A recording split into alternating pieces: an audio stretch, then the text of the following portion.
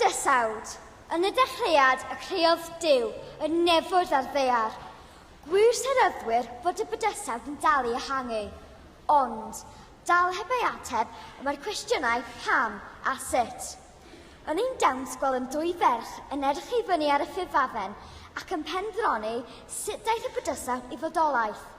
Syniad un oedd mae'r amrantiad, y glec enfawr, gwasgodd holl ddefnydd y bydysawd mewn un man. Ond, dy'r ei llall mewn meddwl mae felly bu. Mae hi o'r farn, mae Duw yn i'w holl ogoniant oedd yn gyfrifol am ffurfio'r bydysawd. Yn ein dawns trwy llwybr lleithog, ceisiwn ddangos cryfder a thynherch o gwahanol planedau drwy'r duwiau maent yn ei cynrychioli yn y bydysawd. Goleini o bell, a'r rhoddais uwch ben, a theinais dy nef o'n hamgylch fel llen. Y ser a'r planedau a'r wybren las faith, sy'n datgan drwy'r bydoedd, dyfawredd athwaith. Penbleth fyd y chreuad y bydysawd erioed.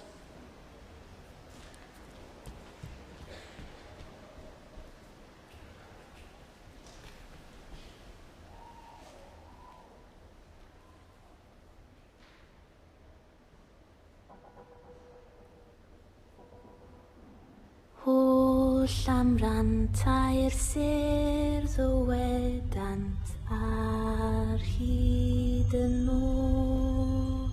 Dyma'r ffordd i frog ogoniant ar hyd y nos. Golau arall yw tywyllwch i arddangos gwir brydferthwch, teulu'r nefoedd mewn tawelwch ar hyd y nos.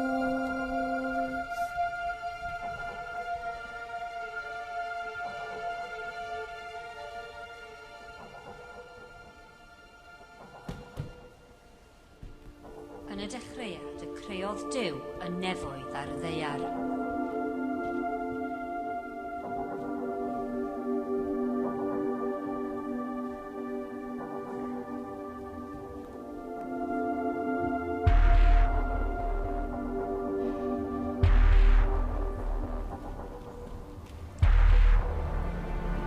Ar ddaear ddaflunaidd a gwag, a tywyllwch oedd ar wyneb y dymder, ac ysbryd Duw yn ymsymud ar wyneb y dyfroedd.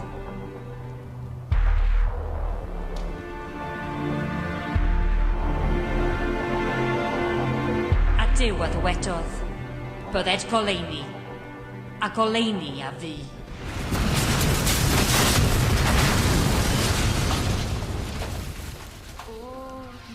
Siriol gwen a seren ar hyd y nos.